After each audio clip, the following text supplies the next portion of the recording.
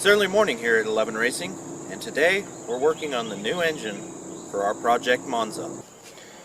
Here is our new engine. It's a 350 cubic inch small block Chevrolet. Should provide enough power for the car to be a good pro touring car. We have some work to do to it to make it fit in the Monza, but that should be easy peasy, seeing as here at 11 Racing we do all sorts of crazy stuff. Remove these cooler lines. It's a good idea to have a pan under them if you're taking it off while the engine and transmission are in the car. However, this one has been out of the car for a while. There's very little oil left in the lines, so they should come off fairly clean.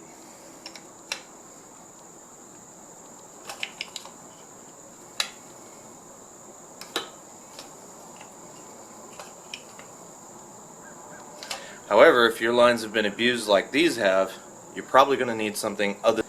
Okay, now that we've determined we can't use an end wrench on it, we have to break out the old clamping pliers. This is not the ideal way to do this. It generally ruins the tubes, but we are reusing the ones that are in the car and they're in pretty good shape.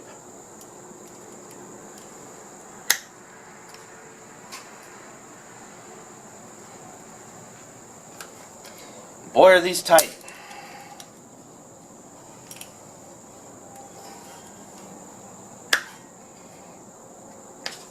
There we go. Well, these lines are being a bigger pain than I thought, so we're going to go ahead and cut them off since we aren't reusing them, and we'll thread the pieces out of the transmission case so that we don't hurt the transmission.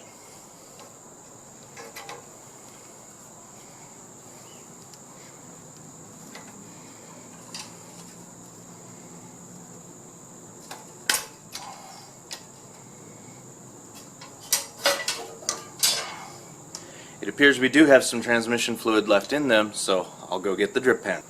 Alright, we've got a drip pan under it. Keep the garage floor nice and clean. We're going to go ahead and remove these. They were in there nice and tight. They should be. You don't want these leaking while you're driving because you won't be driving long.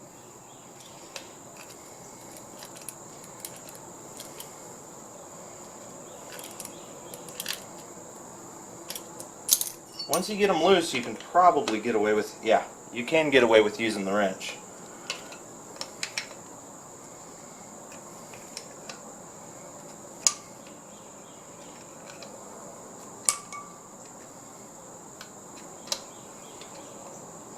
Now what you see here is an adapter with an aluminum crush washer.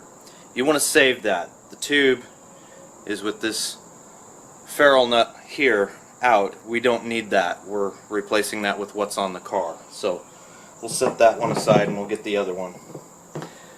And then we can move on to the next step. What we're going to do next is set the engine and transmission down so that we can start to remove the transmission from the engine. As you can see by this blue lifting strap here, we're lifting it by part of the transmission. We need to change where we're picking it up so that we can move the engine separately. We also have a bolt hiding behind the strap, so what we're going to do is we're going to set it down, change how we're picking it up, and then we'll start separating the engine and transmission.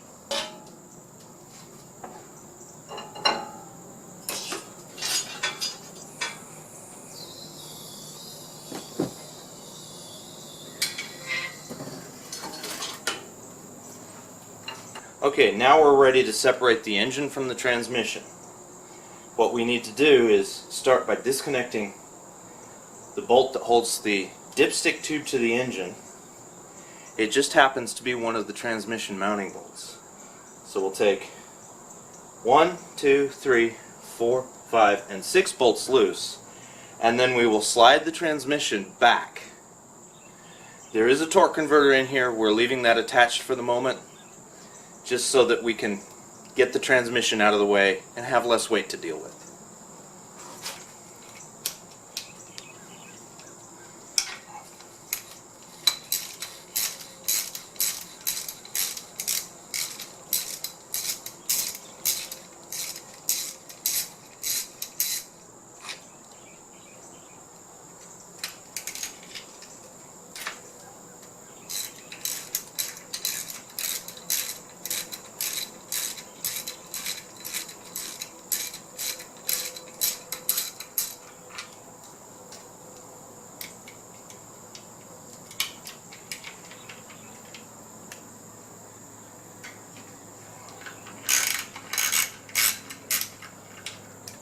Okay, that's all the bolts that mount the engine to the transmission.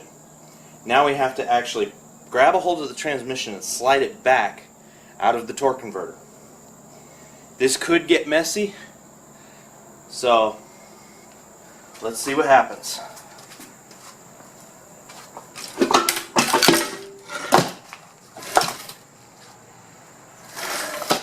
And like that, you get to see one of our biggest mistakes that mechanics make. We missed something. This is the throttle control cable. This tells the transmission where the carburetor or throttle body is in comparison to speed. There you go. That's out of the way. Doesn't look like the transmission leaked much, so we can pull it out of the way.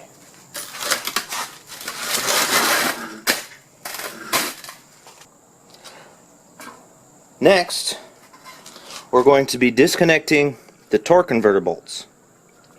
This one's unique in that it has nuts on the back side, so let's take a look at those. They do not appear to be welded, but they take a 14 or 15 millimeter wrench. I have a 14. It's the wrong size. I'm going to go get a 15. Next up, we're going to go ahead and separate the torque converter from the flex plate. These are a 15 millimeter bolt requiring a 15 millimeter end wrench. And they are usually very tight. Often it's a good idea to lock the engine by some means. What we're going to do is we're going to use one of the other holes. We're going to insert a tool, and then by rotating the engine against that tool, we'll be able to lock it. Okay, now that we have a good pair of wrenches on this, we can go ahead and unbolt these. I have a gear wrench, a ratcheting wrench on the back side to make life a little easier, because nobody likes to be spinning wrenches until their arms fall off. Okay, here's the nut. The bolt actually fell back into the flex plate area.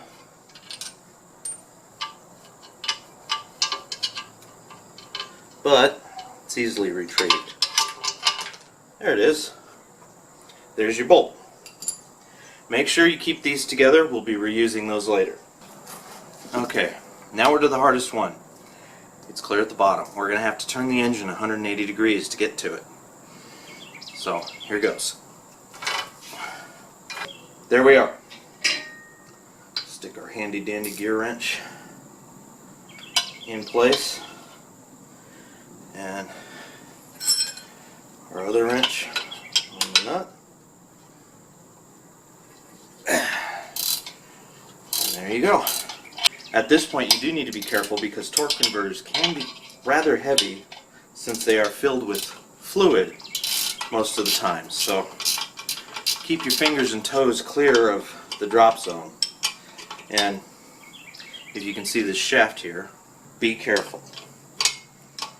Keep your fingers and toes clear, and if you're lucky, this last bolt will hold it up so that you have time to... Okay, the nut is loose.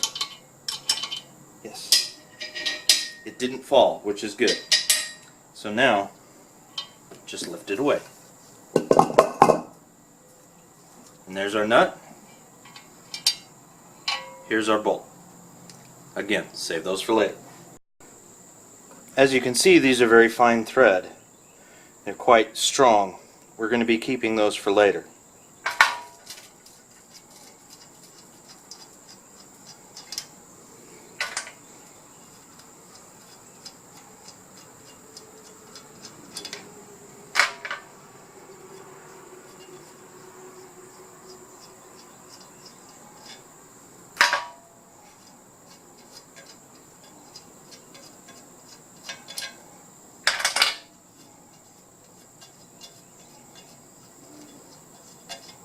Okay, that's the last one.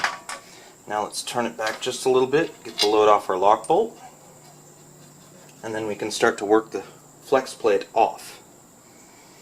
This may require a pry tool of some sort, because quite often they will rust to this center flange, and it's a little bit of a pain to get it off.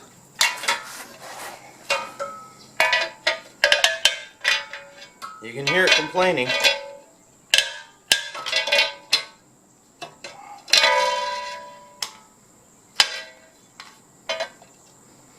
If it doesn't want to come off right away, just work it back and forth until it comes off. There it goes. Oh, this is interesting. What we have here is a single piece rear main seal. These actually came about later than this engine was said to be, so this may be a newer engine. So that could be a good thing. We may already have a roller camshaft, which will make cam selection a lot easier. Stay tuned, folks. This is going to get interesting.